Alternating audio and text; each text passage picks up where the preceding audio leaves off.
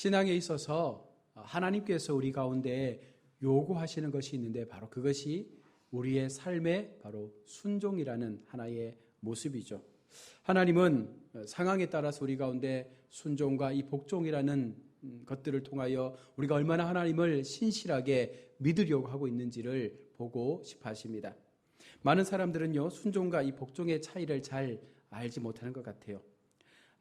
행동에 있어서 이 둘 사이에는 큰 차이가 없습니다. 그러나 이 둘 사이에는요, 미세한 차이가 있는데 그게 뭐냐면 이 복종은요, 권위자에 대하여 일방적으로 우리가 엎드리는 것이 복종이고, 순종은 자원해서 우리가 그 권위자 앞에 우리의 삶을 드리는 것이 바로 순종의 삶인 것이죠. 달리 말하면 복종은 어떤 큰 힘 앞에 그냥 눌려서 나의 모든 것들을 그냥 어쩔 수 없이 드리는 것이 복종이라면, 순종은 어떤 상황이 닥치지 않아도 우리가 스스로 자원하는 마음으로 그 힘 앞에 우리의 모든 것들을 맡기는 것이 바로 순종의 삶입니다. 사전적 의미로 보면 이 순종은요, 순할 순, 쫓을 명, 다시 말하면 순수하게 따른다, 자발적으로 따른다라는 그런 의미고, 이 복종은요, 옷복, 쫓을복, 그러니까 그 옷에 어떤 옷을 입었느냐에 따라서 우리가 그 사람에게 엎드리는 거죠. 그러니까 힘의 위치에 따라서 우리가 엎드리는 것들이 달라질 수밖에 없다는 것입니다. 그래서 이것은 타의적으로 우리의 어떤 삶들을 고백하는 것인데요. 성경을 보면 초기에 믿음의 삶을 사는 사람들에게 하나님은요, 순종보다는 어쩌면 복종을 요구하셨습니다. 왜냐하면 아직 믿음이 온전하지 못하고 또 하나님을 아는 지식도 없기 때문에 그들 스스로가 자발적으로 하나님 앞에 엎드린다는 것이 어려웠었거든요. 그래서 하나님은요, 그들 속에 이 복종이라는 것을 요구하시면서 하나님의 강권적인 힘을 통하여 그들의 신앙을 키워 가셨습니다. 그리고 사람의 상식으로 이해하기 힘든 상황이 요구될 때에도 역시 하나님은 우리 가운데 복종을 요구하셨습니다. 그것은 매우 강제적인 것처럼 보여지지만 그들 자신을 위한 하나님의 강력한 의지를 보이는 것이라고 우리가 말할 수 있습니다. 그러나 성경 대부분은요, 우리 가운데 무엇을 요구하겠습니까? 우리가 조금만 신앙이 자라면, 인격적으로 하나님에 대한 마음이 일어나면 그때부터는 우리에게 순종의 삶을 요구하는 것입니다. 거듭 말씀드리면 순종은요, 자진하여 권위자의 말에 굴복하고 따르는 것을 의미하는데요, 하나님은 믿음의 사람들에게 바로 이와 같은 순종의 삶을 요구하고 있습니다. 그리스도인이라면 당연히 주님의 말씀을 따르고 자신에서 그 주님 앞에 우리의 삶을 순종의 삶으로 드리고자 하는 이와 같은 모습들이 분명 필요하다라는 것이죠. 우리는 성경 안에서 믿음의 사람들이 어떤 순종의 삶을 통하여 하나님 앞에 복을 받았고 그 순종과 이 복종이라는 삶의 모습이 어떻게 우리 가운데 나타나는지를 오늘 말씀을 통해서 살펴보려고 합니다. 먼저 우리는요, 순종에는 조건이 없다라는 사실을 분명히 인식해야 합니다. 많은 사람들은요, 어떤 행동을 하기에 앞서서 그에 따르는 대가를 요구하거든요. 내가 하나님 앞에 이만큼 드렸으면 하나님도 나한테 이만큼 주셔야 공평하지 않느냐라고 말하는 거예요. 우리 세상적인 모습 속에서도 내가 교회 앞에 이만큼 헌금하고 또 충성했으면 교회도 나를 이만큼 알아주는 것이 맞지 않느냐라는 이 대가를 요구하는 거예요. 과연 하나님께서 그와 같은 대가성의 순종을 원하실까? 그렇지 않다는 것이죠. 그러나 세상 사람들의 관점에서는요, 당연한 거예요. 내가 이만큼 헌신하고 내가 이만큼 충성하고 내가 이만큼 나의 삶을 투자했다면 그만큼 받는 것이 세상의 이치로는 맞지만 하나님께서 말씀하시는 순종과는 전혀 거리가 먼 것이죠. 교회 속에 이런 잘못된 순종의 모습이 있으면 어떤 문제가 생겨납니까?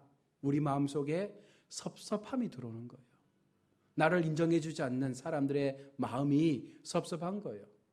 목사님이 왜 내가 이렇게 하나님 앞에 교회 앞에 잘 섬기는데 왜 내 마음 알아주지 못하지? 라는 마음이 생기죠. 그래서 우리가 늘 말하는 게 뭡니까? 교회 생활은, 신앙생활은 사람 보고 하는 것이 아니라 바로 하나님을 보고 하는 것이다 라고 말하면서도 여전히 우리 마음속에 하나님 앞에도 섭섭한 마음이 생길 때가 있지 않습니까? 하나님, 내가 이렇게 했는데 왜 하나님 내 기도 들어주시지 않습니까? 이 마음을 우리가 버릴 수 있어야 진정한 순종의 삶을 살 수 있게 되는 것이죠. 그리스도인의 순종은요, 세상 사람들의 모습과는 차원이 다른 순종입니다. 그것은 전혀 조건도 혹은 요구도 일방적으로 아무것도 우리 가운데 얻어지는 것이 없어도 우리는요, 오직 그 하나님을 바라보며 그냥 나 자신이 낮추어지고 그 명령 앞에 그 길을 가는 것이 그리스도인의 바른 순종의 모습인 것이죠. 사람의 이해를 뛰어넘을 수 있는, 사람의 생각을 뛰어넘을 수 있는 이런 모습이 우리 속에 있어야 한다는 것입니다. 오늘 본문의 노아를 보십시오. 세상의 심판이 하나님의 입술을 통하여 노아에게 선포되었습니다. 하나님의 명령은요, 무엇입니까? 120년 동안 방주를 지어라 라는 명령입니다. 노아 입장에서 볼 때에 하나님 앞에 그 명령을 받았습니다. 120년 동안 노아가 그 큰 배를 짓는다는 것이 결코 쉬운 일은 아니었습니다. 또한 이 심판을 들었을 때에 수많은 같이 사는 사람들에게 하나님의 심판이 임할 거야, 나와 함께 방주를 짓고 우리가 그 심판으로부터 피하자라고 했을 때 얼마나 많은 사람들이 노아를 조롱하고 그를 비웃었겠습니까? 그럼에도 노아는요, 하나님 앞에 그 120년의 세월을 꿋꿋하게 방주를 지었던 것입니다. 그럴 때에 하나님께서 노아를 향하여 무엇라고 말씀합니까? 오늘 본문 1절에 여호와께서 노아에게 이르시되 너와 내 온 집은 방주로 들어가라. 이 시대에서 내가 내 앞에 의로움을 내가 보았습니다.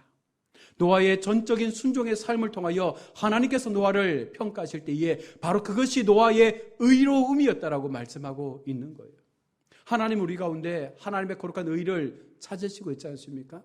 우리가 믿음의 삶을 탄다는 것은 바로 이런 순종의 삶을 통하여 하나님 앞에 우리가 의로움으로 세워질 수 있을 때에 우리는 구원의 자리에 이를 수 있게 되는 것이죠.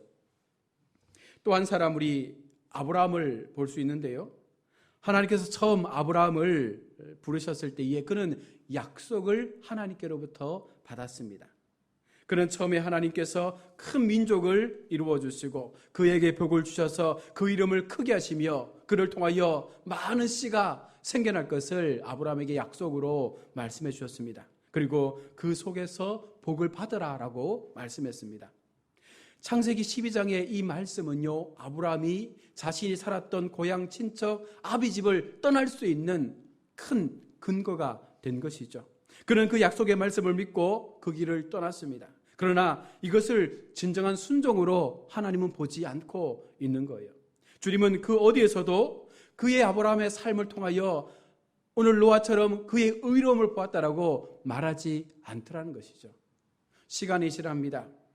아브라함이 고향 친척을 떠났던 나이가 154세입니다. 그런데 시간이 지나고 창세기 22장에 와서 하나님께서 아브라함에게 하나의 순종에 큰 결단할 수 있는 명령을 내리시죠. 우리 잘 알고 있는 무엇입니까? 그 아들 이삭을 하나님 앞에 번제로 바치라라는 거예요. 154세에 고향을 떠났는데 세월이 지나 66년이 지난 그 시점에 하나님께서 아브라함을 향하여 네 아들을 나에게 바쳐라 라고 말합니다. 매우 흥미로운 것은 아브라함이요, 그 명령을 듣고 어떻게 하는 거예요? 아침 일찍 나귀의 안장을 얹고 그 아들 이삭을 데리고 번제에 쓸 나무를 쪼개어서 하나님께서 말씀하신 그 모리아 땅으로 묵묵히 걸어간다는 것입니다. 여기에는요, 어떠한 대꾸도 없었습니다. 왜 그런 명령을 내렸는지에 대해서 하나님 앞에 반문하지도 않습니다. 그는 명령에 따라 아무런 조건 없이 이유 없이 그 지시만을 따르고 주님의 명령을 몸으로 행하면서 그 아들 이삭과 함께 모리아 산으로 가게 되는 것이죠. 우리는 여기서 주님의 반응을 살펴볼 필요가 있습니다. 주님은요, 그와 같은 아브라함의 행동을 통해서 창세기 22장 12절에 뭐라고 말씀합니까? 이제야 비로소 내가 하나님을 경외하는 줄을 알미라. 66년의 세월이 지난 이후에 하나님은 벌써 66년 전에 아브라함을 만나 주셨어요. 66년 전에 아브라함에게 내가 너에게 복을 주겠다라고 말씀을 했습니다. 그러함에도 세월이 지난 이후, 그 66년의 근 세월이 지난 이후에 이제서야 너가 나를 경외하는 줄 알았다라고 말씀하는 것이죠. 무엇을 말하는 걸까요? 66년 동안 아브라함이 행했던 그 많은 행위 속에서 그의 마음 가운데 온전한 순종의 삶이 없었다는 거예요. 하나님을 믿고 살아왔지만, 하나님 앞에 믿음으로 살려고 애를 썼지만, 그러나 그것이 온전한 순종의 삶이 아니었다는 것입니다. 그러나 지금 이 순간 그의 마음 가운데 온전히 하나님을 향하여 그 믿음의 고백을 드리며 철저하게 하나님 앞에 순종하며 그 아들 이삭조차도 아무런 이유 없이 바칠 수 있는 그 아브라함의 마음을 보시고 이제서야 네가 나를 진정으로 경외하는 줄 알았다. 이 말씀을 다시 말해서 네가 이제야 나를 두려워하는 마음을 가지고 신실하게 믿고 있다라는 것을 하나님은 말씀하고 있는 것입니다. 우리가 주님 앞에 조건과 이유가 있는 순종만을 가지고 우리가 산다면 그것은요 결코 옳은 믿음이 될 수 없죠. 그것은 하나님을 기쁘시게 할 수 있는 믿음의 삶이 될 수가 없는 것입니다. 주님은 우리가 조건 없이 순종하는 삶에 이르시기를 원하시는 분이라는 것입니다. 믿음의 사람들은요 바로 이와 같은 길들을 걸어왔기 때문에 그들 속에 하나님의 역사가 임할 수 있었던 것이죠. 어떤 것도 묻지 않습니다. 왜 그런 길을 가야 되는지 하나님 앞에 물어보지 않습니다. 명령이 들려지면, 말씀이 나의 마음 가운데 임하면 그 말씀을 하나님의 명령으로 믿고 그냥 순종함으로 그 길을 걸어가더라는 것입니다. 우리가 주님 앞에 조건 없이 이유 없이 정말 내 마음이 하나님의 마음 같아서 그 마음처럼 살려고 애를 쓴다면 우리는요 더 순종의 삶으로 나아갈 수밖에 없을 것입니다. 아무런 이유 없이 주님을 위해 자기의 목숨까지 내어놓을 수 있었던 그 믿음의 삶의 모습이 오늘 우리 가운데 필요한 순종의 삶임을 오늘 성경은 말씀하고 있는 것입니다. 또한 순종은요 우리의 생각을 초월하는 것이 온전한 순종이라고 말씀하고 있습니다. 우리가 순종에 대하여 생각할 때 흥미로운 사실은요 주님의 명령이 우리를 굉장히 곤혹스럽게 만들 때가 많다는 것이죠.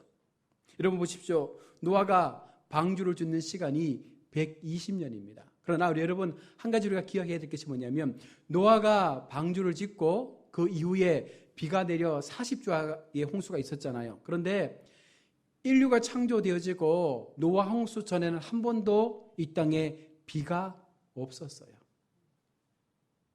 그래서 그들은요 하늘에서 비가 내린다라는 그 개념을 이해할 수 없었던 거예요. 보이지 않는 상황을 지금 이야기하고 있는 것이죠.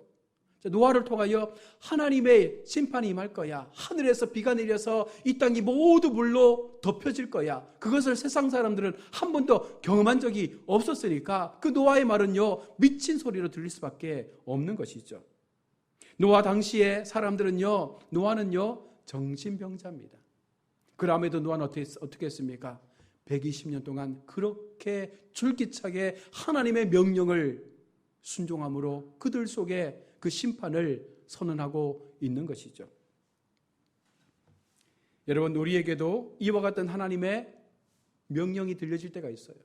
한 번도 경험하지 못했던 상황들, 한 번도 겪어보지 못했던 그런 일들이 우리를 통하여 선언되기를 원할 때에 하나님 그것이 과연 가능합니까? 라고 우리가 묻지 않습니까? 그러나 순종의 삶은요 그런 물음이 필요 없는 거죠. 들려지면 알겠습니다.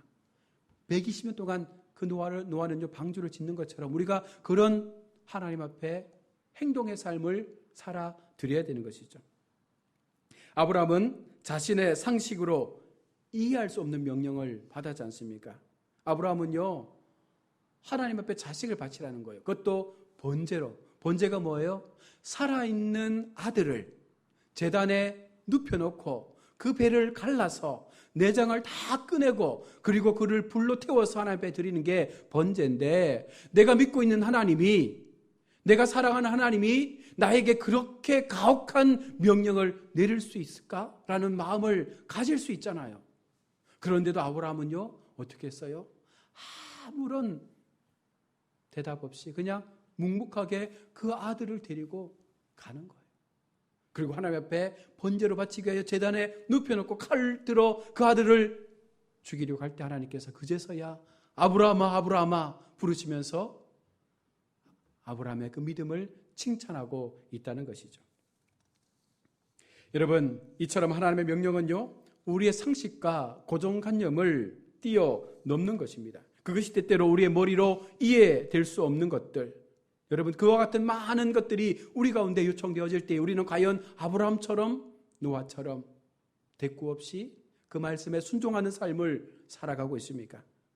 그것은 분명한 주님의 명령이며 순종이기에 우리는 그것을 따를 수 있는 마음을 가져야 한다는 것입니다. 성경이 우리에게 일방적으로 이해되기 어려운 것들을 많이 요청합니다. 때때로 황당하거나 이해될 수 없는 명령으로 우리를 당황하게 만들 수도 있습니다. 그러나 우리는요, 이 성경에 기록된 명령을 당연한 것으로 순종할 수 있는 것이 진정으로 하나님 앞에 믿음 있는 삶을 사는 것입니다. 그것은 우리를 더욱더 성숙한 그리스도인으로 세워가시기 때문에 우리는 그 명령 속에서 더 나은 믿음의 삶을 앞세울 수 있는 모습을 갖게 되는 것이죠. 노아의 순종은요, 가족의 구원을 이루었고, 아브라함의 순종은요, 믿음의 가문을 이루었음을 우리는 볼 수 있지 않습니까? 내가 순종하면 우리의 가정과 우리의 가문이 하나님 앞에 놀라운 복으로 세워지게 된다는 사실을 오늘 성경은 우리 가운데 말씀하고 있는 것이죠. 그러하기에 우리는 철저하게 순종의 삶을 살아내야 하는 것입니다. 끝으로 이 진정한 순종은요, 성령의 인도를 따라서 이루어질 수 있는 것이죠. 순종이 어디에서 옵니까? 우리 주님은요, 부활하신 후에 우리에게 나타나셔서 말씀하신 게 뭐예요? 내가 너희에게 성령을 보내어 줄 것이다. 너희가 그 성령을 힘입으면 나보다도 더한 것들을 너희가 이 땅 가운데서 행할 것이다 라고 말씀을 하고 있습니다. 우리는 그분의 인도를 따라 살 수 있도록 지음을 받은 존재이기에 우리 속에 성령 하나님의 임재하심이 있어야 우리는 진정한 순종의 삶을 살 수가 있는 거예요. 왜 그렇습니까? 우리는 연약한 인간이거든요.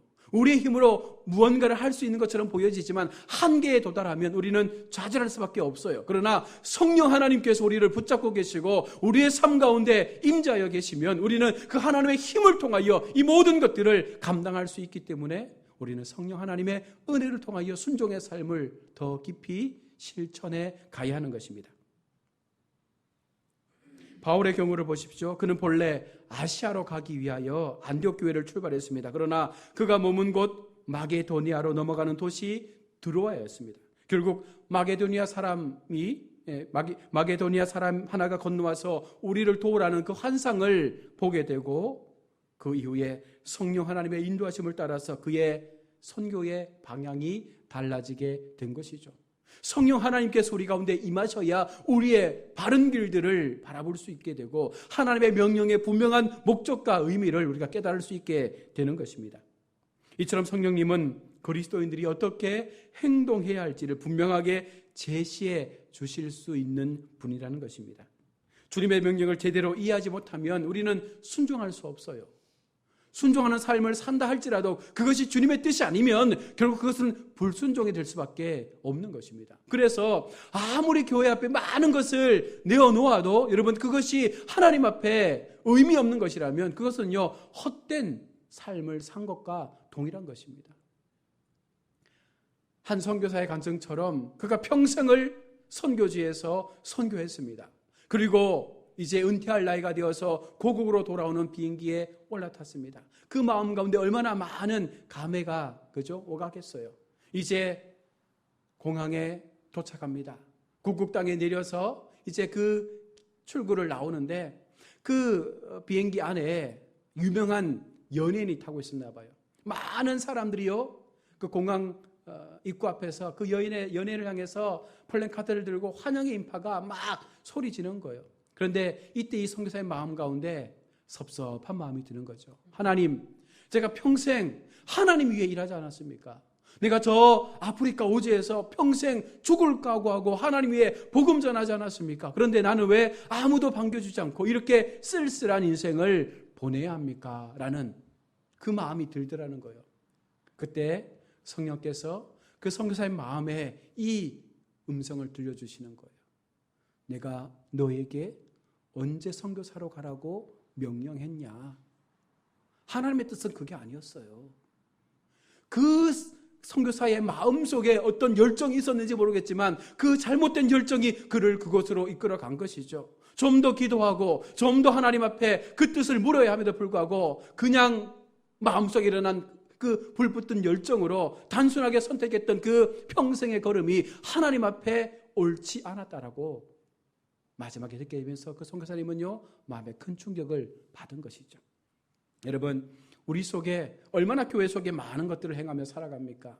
얼마나 많은 하나님의 일들을 우리 스스로가 감당한다고 말하며 살아갑니까? 중요한 것은 내 마음속에 성령 하나님의 인도 없이, 성령 하나님 주시는 그 지혜의 은혜 없이 우리가 행하는 모든 것들은요 어쩌면 잘못된 걸음이 될 수도 있다는 것을 우리는 분명 기억해야 합니다. 성령님은 우리를 순종의 삶으로 인도해 주실 수 있는 분이시기에 우리는 날마다 그 성령의 충만함을 통해서 믿음의 이 온전한 걸음을 걸어가야 할 줄로 믿습니다. 말씀을 맺습니다. 진정한 그리스도인의 순종은요 어떤 것입니까? 상식을 뛰어넘어야 돼요. 우리의 지식과 우리의 생각으로 이해될 수 없는 것들을 우리는요 하나님의 마음으로 담아야 돼요. 그리고 그것을 통하여 그 말씀을 들었을 때에 성령 하나님의 그 은혜 속에서 옳은 판단 가운데 옳은 길을 행할 수 있는 믿음의 행위들이 우리 속에 있어야 한다는 것입니다. 우리의 상식과 우리의 지식으로 여러분 이해하고 순종하려고 하면 아무것도 할 게 없습니다. 여러분, 믿음을 갖고 있는데 교회를 출입하고 있는데 예배를 드리고 있는데 어느 날 하나님께서 노아처럼 아브라함처럼 우리 가운데 황당한 명령을 내리신다면 가능하겠어요? 막말로 네 있는 아파트 다 팔아가지고 교회 바쳐 하면 여러분 그것 가능하겠습니까? 가능하지 않죠. 그러나 가능할 수 있는 것은 순종의 믿음이 우리 속에 있으면 가능해요. 그러나 하나님은요 그렇게 하시지 않는다는 거예요. 이단들처럼 너 모든 재산 팔아서 교회 바쳐야 구원받아 그렇게 하시는 하나님이 아니라는 것이죠. 우리의 신앙을 더 견고하게 세워가신 하나님의 그 음성은요 철저하게 우리의 마음에서 깨달음을 통하여 나타나도록 한다는 것입니다. 그래서 성경에 등장하는 많은 메시지가 있지 않습니까? 원수를 사랑하라. 여러분, 원수 사랑할 수 있습니까? 70번씩 7번이라도 용서하라 했는데 그게 용서할 수 있겠어요? 오른밤을 때리는데 왼밤도 치라고 돌려댈 수 있겠습니까? 은밀하게 오른손이 하는 것 왼손 모르게 구제하는 것 가능하겠습니까?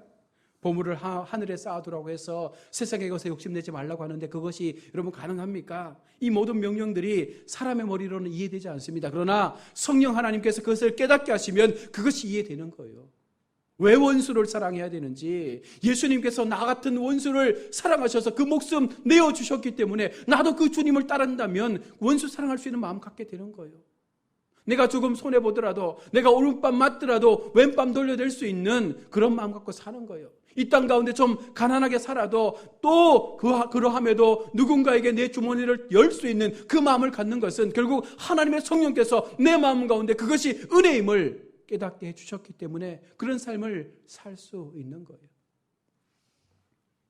우리가 하나님의 말씀대로 살고자 하는 것은요, 그것이 논리적으로 옳기 때문에 사는 것이 아니라 무엇입니까? 하나님의 명령이기 때문에 그렇게 행하는 것이죠.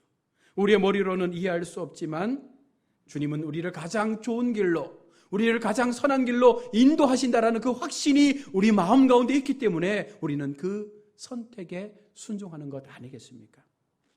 우리의 현실에서 최악의 상황을 요구하신다 할지라도 순종할 수 있는 삶을 살아야 합니다. 그 명령에 대하여 어떻게 반응하느냐 하는 것은요, 우리의 믿음의 척도를 기준하는 것이 되는 것입니다. 부디 주님으로부터 칭찬받는 그리스도인의 삶을 사시길 바랍니다.